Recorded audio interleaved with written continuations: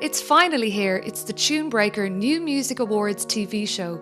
Performing tonight, Ed Dara, The Arcadians, Harry and the Maniacs, John Smith, and award winners Headbox featuring Niamh Collins. I liked the look of it from the very off. It was pro indie artists. It was pro marginalised artists. It was giving artists a serious leg up and cutting through an awful lot of the dross that's out there. Literally, you upload your records, you upload your tunes, you're going to get 15p for every download sale you get. And the glory of the inaugural, which we're seeing tonight, was that the highest downloaded artist was also picking up a cheque for £10,000. And TuneBreaker, it's not a competition. This is the thing to remember. It's people-powered music, so it's about the downloads. So as an unsigned, emerging new artist, that is a really big deal for artists to know that they can upload, that people are downloading their tracks from all over the world. From all over the world. From the 17th of March, which is only days away really, it goes global, and so artists are already queuing to put their material up on TuneBreaker. And what do new artists need to do? So they log on and... They log on, they register. They've got to have 2 or 3 tunes, 2 tunes minimum to go, but you can upload up to about 5 tunes already. You will see in your profile page, then you'll have switches to your TuneBreaker, to your YouTube, to your Facebook, to your Twitter, and you use the social networking for plugging your records and get out there and sell. You're getting 15 pence. If you were going through iTunes or CD Baby, you'd be lucky if you get 2 pence. And new artists may not have huge resources behind them or money to produce. You know, how important is the quality of the sound? Is it just about getting their sound out there, or do they really need to invest in high production quality before they send stuff to TuneBreaker? I'm not convinced in 2011 that it is, hyper essential if you're uploading for the first time, or you're putting your tunes out for the first time, to be honest, that it has to be upper end of spending £4,000 or £5,000 on recording. No, not at all. If the material is strong enough, it will anyway create its own. And there's a lovely scenario about it being indie like that. Nobody's expecting it to be gloss. And really what you're trying to do is grab the attention of the bigger fish down the road. But if you have a good enough quality, you'll sell the records anyway, and sure, maybe that's just the way forward. You're getting a better percentage than you would to any of the bigger names, the iTunes and that. You don't get a look in there. So Headbox featuring Niamh Collins winners tonight. They went into the chart at number 147. And where were you guys at that time? Number 1. Wow. So was this was around just October, November? This was Christmas Eve, so it turned out that... Christmas number 1. Yes, we got Christmas number 1, but it was before the chart went live. When the chart went live, we came in at number 1, and I was like, oh my God, I was so excited. I just couldn't believe it. But what happened was that we had to wait till midnight to see who actually would get Christmas number 1. So I couldn't even look at the live chart anymore, could not look at the computer anymore because I was just having a heart attack. So I went into the kitchen and started to bake some gingerbread men. Anything to distract you. Distraction, gingerbread men, anything. My first time baking them.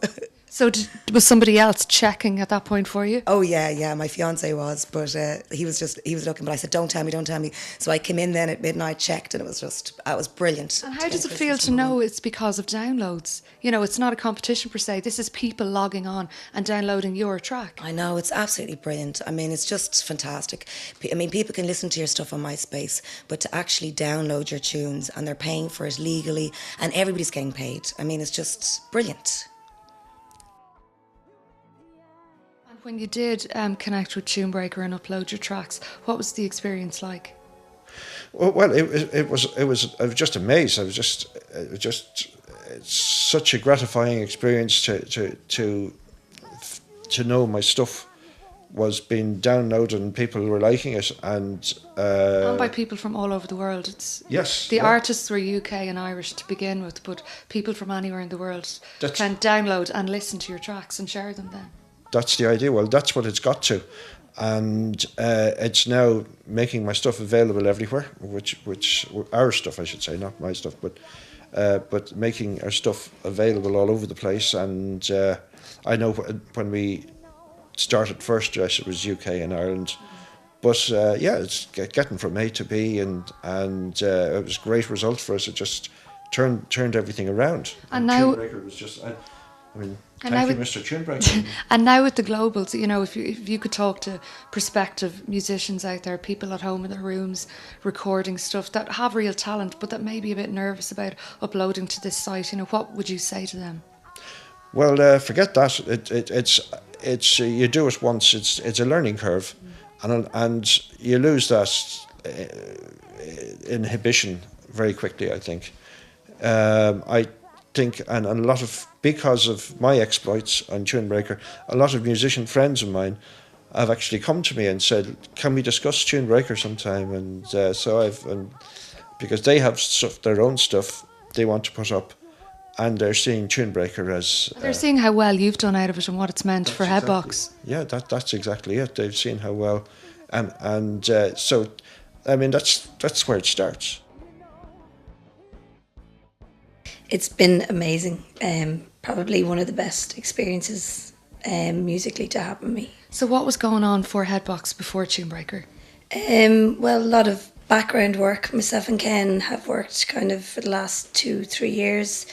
I drop my little girl off to school and we go and sit in the studio for a couple of hours every day and just see what came out. And yeah, just a lot of background work. And were you getting radio play at the time before TuneBreaker was happening? No, there wasn't anything really at all. Like TuneBreaker's been like an amazing platform. You know, people are like, when you have a tag like that, people are actually interested. Dan Hegarty, 2FM, was one of the first guys to play our tune, Young and Beautiful. Sheila Shoiga from News Talk, great support from her. She was giving us loads of mentions on Facebook and also on air as well. Yeah, it's been really difficult to try and push and promote without TuneBreaker, and thankfully now it's beginning to move along now. Okay, so for musicians out there that are emerging, that are unsigned, but that have a talent and that are finding it really difficult, what would you say to them about getting involved in TuneBreaker? Well, my first piece of advice would be belief or nothing, kind of like the rugby. 100% believe in yourself and don't be embarrassed or afraid. Like at the start for me with Facebook and stuff, I was a little bit kind of, didn't like bothering people or asking them to help. And what blew me away when I got over that hurdle, what blew me away was the people who I would least have expected got back to me. And then there was a roll of success. Like we went in at a number 145, shot up to 9 and then 2, and people love to be part of success. Yeah. So don't be afraid, don't be embarrassed, just get on that bandwagon and just promote and push yourself, especially like with TuneBreaker, it's just such a tag. Speaking of Japan, some of your downloads were from Japan. Yeah. Some were from Russia, some were from Brazil, Yeah. Cambodia, Vietnam. I mean, these are really far-flung places. It must feel great to know there's people that far away interested in what you're doing and downloading your music. It's strange. I can't really get my head around that. Yeah. Because you go home after a gig and you forget that people have listened to you. And Yeah. then you hear that they've been listening to you all over the world, and it's very strange. I don't know. And for people that are making music themselves, that are thinking about uploading to TuneBreaker and getting involved, what advice do you have for them? How have you found the whole experience? I don't know. I would say the worry with getting involved in something like TuneBreaker is that you have to sort of break that wall between yourself and the audience via social networking, and you're always not sure how much of yourself to put out. And Yeah. I would say just don't be shy. Yeah. Because if people are following you, it's because they like what you're doing, and they've already invested some of themselves. And just if you can communicate with them in a way that isn't like pestering them to download tunes, which is the worry, then I just go for it. I'd say. I was there. Like Neve and Headbox, this too could happen for you. The Global Awards are now open. The chart goes live on Paddy's Day. So go online, register for free, upload your tracks, and remember, the artist with the most downloads wins £1,000 at the end of each month. For details, go to tunebreaker.com. Go Headbox!